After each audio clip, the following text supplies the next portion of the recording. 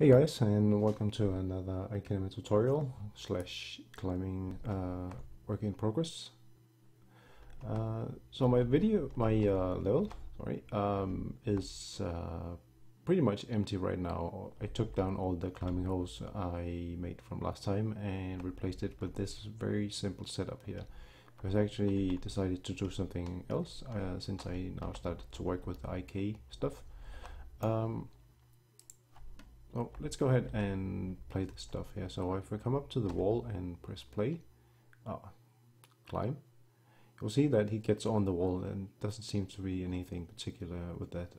So if I turn off the IK, you can see the hands are modifying a little bit, switching the position just a tiny bit. So let's exit that, and what we can try and do here, if we can control my camera, hang on a sec. Is to offset these holes just a little bit like this. It can't be too much, otherwise it's going to look weird. But if we turn off the IK just as a comparison, when he gets on the wall, he does this. He just grabs on as a normal animation would do.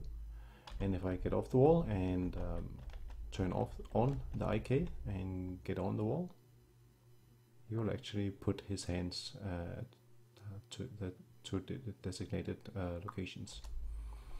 And the cool thing about this is that it's gonna blend in seamlessly, so it's not like it's gonna, well, look weird the way he puts his hands. As you can see, I also implemented the looking behavior, so he will be looking to the side whenever I turn the camera and adjust accordingly. So actually we can do something pretty cool, I think. Let's try that. That's actually probably possible. I'm just gonna switch these. So in theory he should cross his hands now. Yeah. Okay, and that's actually, you might think this is an unusual move, but in fact it's not. Well, it is unusual to be able to cross your hands through each other. I can't really do anything about that. But, besides that, it's actually not unusual to start on or make these kinds of moves. So, well, besides the crossing hands through each other, it actually seems to be working pretty well. I think I might have to pull it down this one a little bit in order to have both the hands reach the goal. Well, still seems a little bit off. Anyway, so how did I do that? Well, the starting hold, I took everything apart actually. What I had been working on before with the IK, I had some previous work I did off video. So I spent actually quite a number of hours trying to get this done, but eventually I figured that I need to make something more generic. So if we come into the climbing start template, it's just empty right now, but it has a hand start actor, which is visible, public. So if you click this one, we can see the hand start actor has climbing template 3, which is this guy up here. And this guy, you can set which holds, which represents the left hold and which static mesh. This is just a static mesh I dumped into the scene, these two guys. And I gave them colors to tell them apart. So usually the red is the left and the green is the right. And by coincidence they are called the same, but they could probably once I get a lot of these in my scene, they would be called left hold 1, left hold 2, and so on, and that's what's gonna show up down here. So in order to get this to work, I have my animation start. So far I only did this with one of them, but I have a curve down here and a few notifiers. So actually I have two notifiers. I have one called find left start hold and one called find right start hold. In case I decide to make the hands make a different starting animation, while the left hand grabs on first or the right hand grabs on first. So what this notifier does is to just say, at this point in the animation, I want to find the starting hold. So the implementation for that is up here. So I get this hand start actor when I initially press start climb. So let's just take a look at that first. Oops. So when I start climbing here, we see say found start climb, and this is just a macro, and all the interesting stuff is actually at the end. Yeah. So what it does is to make a line trace to find that climbing actor thing, and it says this is called climbing start. I need to change this eventually, but just right now I'm just playing around with stuff, so it just needs to go fast. So in any way, once if I get a hit and I pull out the actor, hit the hit actor, and I cast it to a climbing template start. So because I know that it's a climbing template start actor that I got, and from that one I'm pulling out a reference to the hand start actor. So I'm passing that out through the output here, and if we continue a little bit over here, we can see get the animation instance. It's just this stuff here to get the animation instance a little bit easier. And then I save a reference to that hand start actor. So that hand start actor is this this segment of a wall up here, and this segment of wall has a reference to these two holes here. So once I have to gonna construct the sequences, I need to associate for every section I place, I need to associate corresponding left and right holes. And I haven't so far really thought this entirely through, but I just thought this was pretty cool and a good example to show how we can use IKinema constraints or tasks to create this behavior, where we used one single animation to get several procedural different animations. So I have this graph down here, this curve, and that's actually just showing the IK, the blend. So at this point, I don't want to be blending in at this point too much, but once I get closer with the hands towards the hold, this is where I want them to be reaching the IK constraint completely. And I did that both for the left and the right, and that means on my animation graph, which is quite a bit of mess right now because I've been playing around with all kinds of stuff. But the interesting part is up here. So I have this IK left hand location, which is the location of the hold. I think I maybe skipped that part, but once I get that left hold, I get the static mesh component and get the world location for that. So that basically just means that I'm going to save the location of my my hold, my corresponding hold, inside a variable, and I have the get curve value feeding into the alpha, so this will tell it when to blend into the IK target, and that's to component space. It's just a macro I made just to make it a little bit easier. The mesh, get world transform, inverse, blah blah. It's the same as I did in the last video. And what else is to say? Well, the mesh, if you're wondering why I get that, because this is inside the animation blueprint. I have tons of variables. I need to clean this up at some point. It is a variable skeletal mesh component, which I think I set somewhere on my, can't really remember where I set it. Just set it somewhere, maybe it's the begin start. It's the begin start.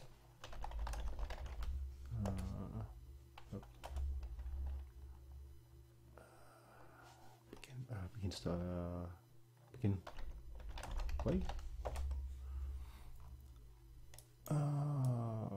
Seems to be here, yeah. So at begin play, begin start, begin play, I get the anim instance and I set a reference to my mesh here on my animation blueprint. So I have a reference to that ready all the time.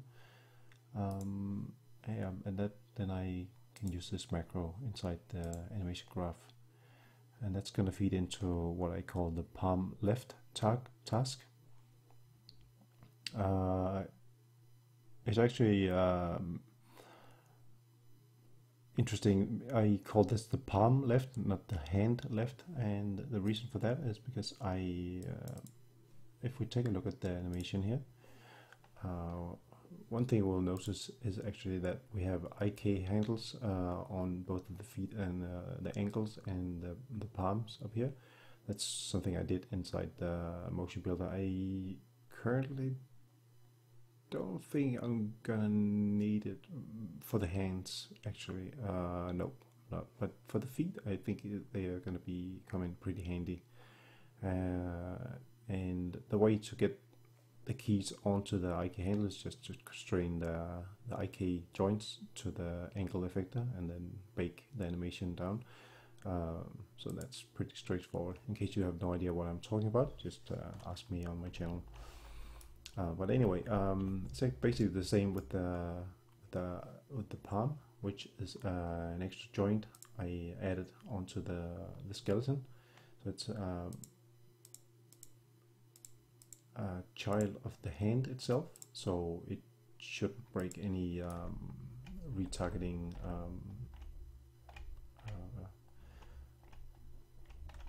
if you want to retarget this to, let's say, a maximal character eventually, which I may want to do because I'm not really that good with trying to create a character from the bottom myself. Anyway, this palm joint was created just by adding this extra joint inside Motion Builder, and then I constrained that joint to the auxiliary pivot I showed in some of my Motion Builder videos, which I offset from the hand. You don't really need that, it's just because I had this joint already, or I had this vector already, so I thought, okay, I might just try and see if I can use that instead. I could actually have used the hand and then used an offset with IKinema, but I honestly haven't figured out how to do that yet. So it was also partly because I knew how to do this. Okay, so jumping back to the animation blueprint. So what I do is just to feed this these settings into the palm left or palm right task, this one, and all the rest is basically the same. I have some stuff for the feet, which I'm not going to show in this video because I'm in the middle of refactoring everything.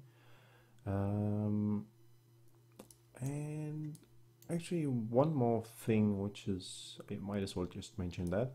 It's pretty interesting also. For my feet, I needed some different, because I want to be able to walk on slopes like this. The settings, the IK rig settings for this walking on slopes is pretty good with these settings. And once I get onto the wall, I actually need some different settings for the feet. Otherwise they're gonna screw up and go into the wall whenever I change the inclination of the wall. So what I did was, you can do two things, and I just took the quick and dirty way. I don't know if that's actually an issue, but so far I only have two states. I have walking and I have climbing, so it was pretty easy. But you can actually, when you click on either the foot placement node or the IKinema general solver node, you can scroll down and you can expand the pin task properties. And if you, for example, say the foot left task and check that one and then refresh, you're going to get access to all the properties. So let's expand that. I'm just going to bring it down here. So all these properties, like the rotation weight and rotation position, position weight and position blah blah blah, all that stuff is available for changing in here. So you can drive that from a variable inside your animation graph if some conditions change and you need to make runtime changes to the rig behavior, basically. So just switching up to the rig to just show what I'm talking about. If we just take something here, so it's position depth, position weight, and weight, and all that stuff here you can change the behavior of. And you can actually do something similar with just gonna actually delete this one because I don't need that, and it's actually my working project, this, so I don't want to screw that up. You can expand this one called segment properties. These are the weights, the bone weights, and this is actually the limits. Let's see, the retargeting gain. I think this is the hip because it's 15, and the really annoying thing about this is that it does not show you the name of the joint that you expand here. It just says 0. So in order to figure out what that is, I guess you have to go up here and okay, so index 0 is the pelvis. As you can see here, we have the retargeting gain of 15. So if you wanted to, for example, find the palm, you would have to count 1, 0, 1, 2, 3, 4, 5, 6, 7, 8. So you have to find index 8 down here. That's going to represent the palm. I would really, if IKinema people are watching this, I would really love to have the name in here. Otherwise, it's really going to be difficult to tell them apart. It's going to help tremendously if we get that. Okay. So you can also change these as well and expose them and change them during runtime. But I chose a slightly easier shortcut. I just for this one because I have my solver here. Just get this one a little bit smaller. So when I'm in the air, meaning I'm climbing. Or actually, this is actually when I'm climbing or jumping or falling or whatever. I use this solver node here, otherwise I use the foot placement node. So actually, if I want to perfect this a little bit more, I actually do want to experiment a little bit with how to populate these during runtime with some better values. But I chose a different path, as I mentioned. So for I just picked 2 different rigs basically, and I made some subtle changes. So I have a walking IKinema rig and I have a climbing IKinema rig. So I just used 2 different rigs, and the only difference is actually right now on the feet, because when I'm climbing, I need some retargeting gain values here for the feet in order to get them to behave correctly.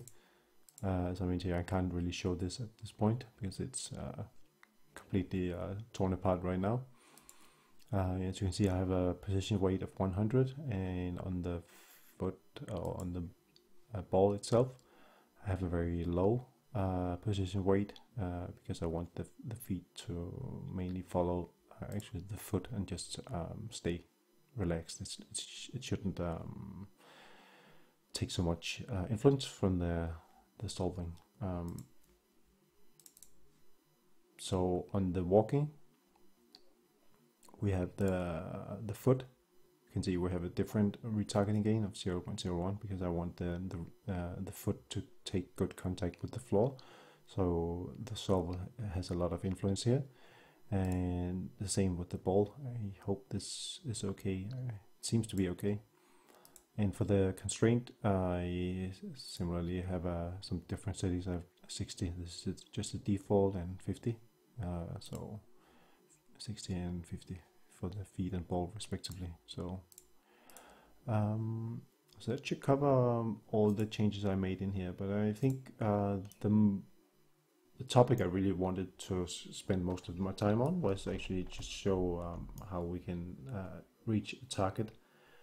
You could think of this as, for example, like you wanted to pick something up, so you approach something, and once you're just within a certain distance, you would press a key, and then you would reach out in a normal way, just using one single reach out animation, and then making IKinema adjust the animation according to the target that you have. So it wouldn't really matter if you were standing like here or standing like here, or maybe at this angle or this angle. It would still, granted that you are within a reach of it, be able to reach that item that you wanted to pick up or push a button or whatever. You can easily just